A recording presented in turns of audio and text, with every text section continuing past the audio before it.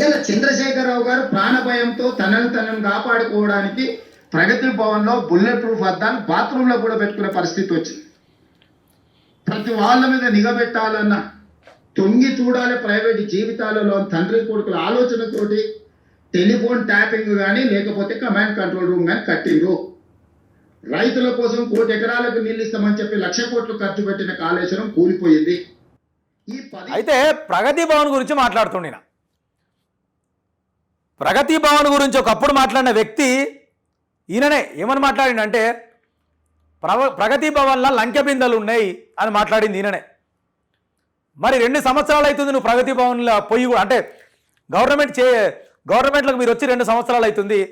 మరి సీతక్క గారికే కానీ బట్టి విక్రమార్క అన్న గారికే కానీ ఏమన్నా లంకె బిందెలు కానీ ఏమన్నా దొరికినాయా దాంట్లో? ఉన్నాయి అసలుది ఏమన్నా? అయితే కేసీఆర్ అంటే ప్రాణభయంతో బుల్లెట్ ప్రూఫ్ బాత్రూమ్ కూడా బుల్లెట్ ప్రూఫ్ అద్దాలు పెట్టించుకున్నట ప్రాణభయంతో. కేసీఆర్కి ప్రాణభయం అనేది తెలియదు. కేసీఆర్ ప్రాణభయం అనేది తెలిసి ఉంటే తెలంగాణ ఉద్యమం ఇంత ఉవ్వెత్తున వచ్చేది కాదు, తెలంగాణ రాష్ట్రమే వచ్చేది కాదు. ఒక మాటకు చెప్పుకుంటే మనం ప్రాణభయం అనేది ఆయనకు లేదు. ప్రాణాలకు తెగించి కొట్లాడిండు కేసీఆర్. కానీ ఆ మాట మనం అది పక్కకు పెడితే కూడా కేసీఆర్ భయపడుకుంటే బుల్లెట్ ప్రూఫ్ అద్దాలు పెట్టిండంటే అది ఎంతవరకు కరెక్ట్? అది పోనీ బుల్లెట్ ప్రూఫ్ అద్దాలు పెట్టిన నువ్వే అంటున్నావు కదా, మరి బట్టి విక్రమార్క అన్ననే ఉంటుండు కదా. మరి ఒక పని చేయి, ఇదే ప్రెస్ మీట్ పెట్టినావు కదా, ప్రెస్ వాళ్ళని పట్టుకపోయి చూపించేసి.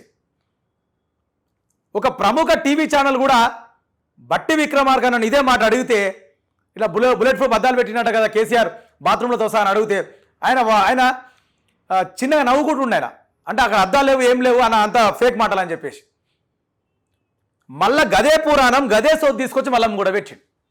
మరి నీ లంకె బిందెలు ఎట్లా లంకె బిందెల గురించి చెప్పరా? అదే ప్రెస్ మీట్లో అప్పుడు లంకె బిందెలు అని చెప్తావు కదా, మరి అదే మాట చెప్పి ఇప్పుడు ఆ లంకె బిందెలు ఏడవైనావు.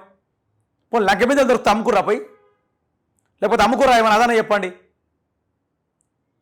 మరి ఇదే ప్రెస్ రిపోర్టర్లు అందరిని పట్టుకపోయి చూపి ఏడేడ బుల్లెట్ ప్రూఫ్ ఆ అద్దాలు ఏడబెట్టిండు, లంక బిందెలు ఏడ తోలాడిరో అవి చూపిస్తా కదా. ఎలక్షన్స్కి ముందు ఒక మాట ప్రజలు నమ్మియడానికి, ప్రజలు ఏమార్చడానికి, ప్రజల్ని ఓటర్లను గుప్పిట్లో పెట్టుకోనికి ఎలక్షన్స్ ముందు ఒక మాట, తిరిగి మళ్ళీ సేమ్ అదే జూబ్లీస్ ఎలక్షన్స్ వస్తే సేమ్ ఈ ఎలక్షన్ ముందు కూడా మళ్ళీ అవే పచ్చి అబద్ధాలు, అవే పచ్చి మాటలు. షేర్ చేయండి, లైక్ చేయండి, సబ్స్క్రైబ్ చేయండి. మరిన్ని వీడియోల కోసం బెల్ సింబల్ పై క్లిక్ చేయండి.